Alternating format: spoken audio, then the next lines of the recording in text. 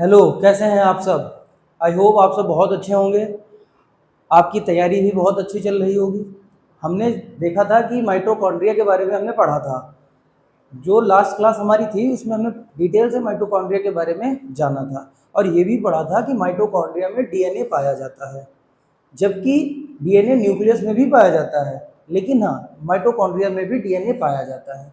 अभी माइटोकॉन्ड्रिया को एक बार ध्यान कर ले कि क्या था। ये हमारी सेल है, मान लीजिए ये सेल है। उसके सेल के अंदर क्या होता है? सेल के अंदर होता है साइटोप्लाज्म। सेल के अंदर क्या होता है? साइटोप्लाज्म। और अगर न्यूक्लियस को भी मिला दे तो इस सबको क्या बोलेंगे? प्रोटोप्लाज्म। मतलब ये क्या है? ये है साइटोप्लाज्म। और अगर इसे और इसे मिला करके पढ़े तो ये होता है प्रोटोप्लाज्म। अब इसी साइटोप्लाज्म में कहीं पर माइटोकॉन्ड्रिया होता है। मान लीजिए माइटोकॉन्ड्रिया यहाँ पे है इस तरीके से। ये मान लीजिए माइटोकॉन्ड्रिया है। अब इसी माइटोकॉन्ड्रिया में क्या होता है? इस माइटोकॉन्ड्रिया में डीएनए होता है। जो सैद्धांतिक रूप से डीएनए पाया जाता है अच्छी मात्रा में, वो होता है न्यूक्लियस में। लेकिन माइटोकॉन्ड्रिया में भी डीएनए पाया जाता है, ये ध्यान रखने वाली बात है। तो माइटोकॉन्ड्रियल डीएनए के बारे में आज हम लोग जानेंगे। जो इसके अंदर डीएनए पाया जाता है उसकी बात करेंगे।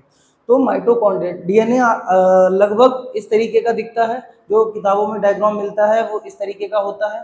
अब ये क्या है कि डीएनए का जो एक हिस्सा है, डीएनए क्या है? डीएनए पे इंफॉर्मेशंस होती हैं। कैसी इंफॉर्मेशंस होंगी? हमारी जो शारीरिक संरचना है उसके बारे में इंफॉर्मेशंस होंगी कि हमारी हाइट कैसी होगी, हमारा स्किन कलर कैसा होगा, या हमारा ब्लड ग्रुप क्या होगा। ये सारी डीएनए पे चीजें लिखी हुई होती हैं, कोडेड फॉर्म में होती हैं। अब क्या होता है, इसी डीएनए का एक जो हिस्सा होता है उसी को हम लोग बोलते हैं जीन। डीएनए बहुत अच्छा टॉपिक है, बहुत बड़ा टॉपिक है। इसको हम लोग डिटेल में बहुत अच्छे से पढ़ेंगे। लेकिन अभी बस हम लोगों को थोड़ा सा समझना है माइटोकॉन्ड्रियल डीएनए के परिप्रेक्ष्य में। मैंने माइटोकॉन्ड्रिया जब पढ़ाया था तो आपको बताया था कि हमें क्या पढ़ना है। हमें पढ़ना है माइटोकॉन्ड्रियल डीएनए के बारे में। तो उसी परिप्रेक्ष्य में हमें यहाँ पे समझना जरूरी है। तो जो एक हिस्सा होता है डीएनए का, उसी को हम लोग जीन बोलते हैं। अब ये क्या है कि हमें एक बार ध्यान रखना पड़ेगा, हमें अंतर समझना पड़ेगा। किसका अंतर? एक तो माइटोकॉन्ड्रियल डीएनए के बारे में, और जो न्यूक्लियस के अंदर डीएनए पाया जाता है इसके बीच का अंतर समझना पड़ेगा। तब चीजें हमारे लिए ज्यादा क्लियर हो पाएंगी। तो कैसे? डीएनए, न्यूक्लियस डीएनए और एमडीएनए। एमडीएनए का मतलब है माइटोकॉन्ड्रियल डीएनए। तो ये क्या है? इसका साइज जो होता है, जो इसके अंदर डीएनए पाया जाता है, इसका साइज काफी बड़ा होता है। इसमें कितनी इंफॉर्मेशन होती हैं? कितने जीन्स होते हैं? जीन्स का मतलब जैसे एक इंफॉर्मेशन का पूरा हिस्सा, इसका एक हिस्सा। तो जीन कितने होते हैं? लगभग 20,000 से 25,000 तक इसमें जीन पाए जाते हैं। किसकी बात हो रही है? न्यूक्लियस डीएनए की। मतलब इस न्यूक्लियस के अंदर जो डीएनए पाया जाता है। और दूसरी तरफ जो एमडीएनए है, मतलब ये जो माइटोकॉन्ड्रिया है इसके अंदर जो डीएनए है उसमें उसमें 37 जीन लगभग पाए जाते हैं। और ये जब 37 जीन होंगे तो छोटा होगा, और जब इसमें यहाँ पे 20,000 से 25,000 जीन पाए जाते हैं तो ये काफी बड़ा होता है। उसके बाद में इसका न्यूक्लियस डीएनए का काम क्या होता है? तो ये जो पूरी शारीरिक संरचना है हमारी, उसकी सारी इंफॉर्मेशन डीएनए पर होती है। न्यूक्लियस डीएनए पर जो ये डीएनए यहाँ पे है उस पर पूरी शारीरिक संरचना की जितनी भी जानकारी है वो होती है। और क्या होता है? जो भी जैविक प्रक्रियाएं हैं, हमारी जो जैविक प्रक्रियाएं हैं उनके भी बारे में जितनी सूचनाएं हैं वो कहाँ पे होती हैं? ये जो डीएनए है, ये न्यूक्लियस के अंदर जो डीएनए है उसकी बात हो रही है, उस पर होती है। क्या क्या बता दिया मैंने कि न्यूक्लियस के अंदर जो डीएनए है उस पर क्या होता है? 20 से 25,000 जीन्स होते हैं। साइज में बड़ा होता है, और ये जो है शारीरिक संरचना और जैविक प्रक्रियाओं की सूचनाएं इस पर लिखी हुई होती हैं कोडेड फॉर्म में। लिखने का मतलब ये नहीं है कि जैसे हम बोर्ड पे लिखते हैं ऐसे लिखा हुआ। लिखने का मतलब है कि कोडेड फॉर्म में लिखी हुई होती है। अब आते हैं हम लोग माइटोकॉन्ड्रियल डीएनए के बारे में। जो एमडीएनए है वो क्या है? साइज में छोटा होता है ये, और 37 जीन्स होते हैं इस पे शारीरिक संरचना जैसी कोई भी चीजें लिखी नहीं होती हैं, कोई भी जानकारी लिखी हुई नहीं होती है।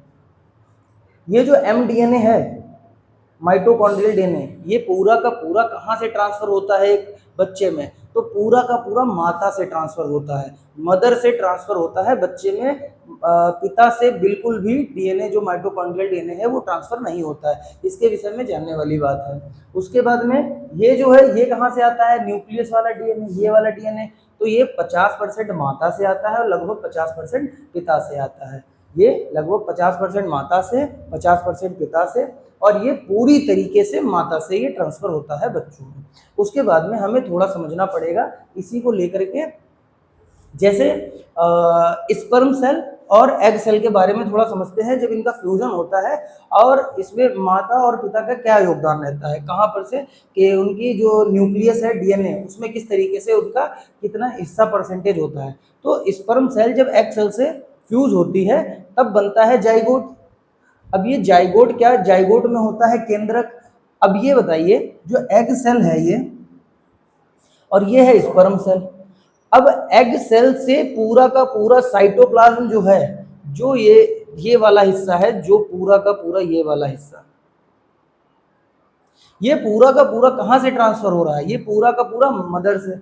और ये जो स्पर्म सेल है, इसका सिर्फ ये वाला हिस्सा फ्यूज करता है एग के साथ में। तो ये वाला पीछे का हिस्सा छूट जाता है, वो नहीं फ्यूज करता है, ये हिस्सा इसके साथ फ्यूज करता है। तो ये जो हिस्सा है ये पूरा का पूरा मदर से आता है।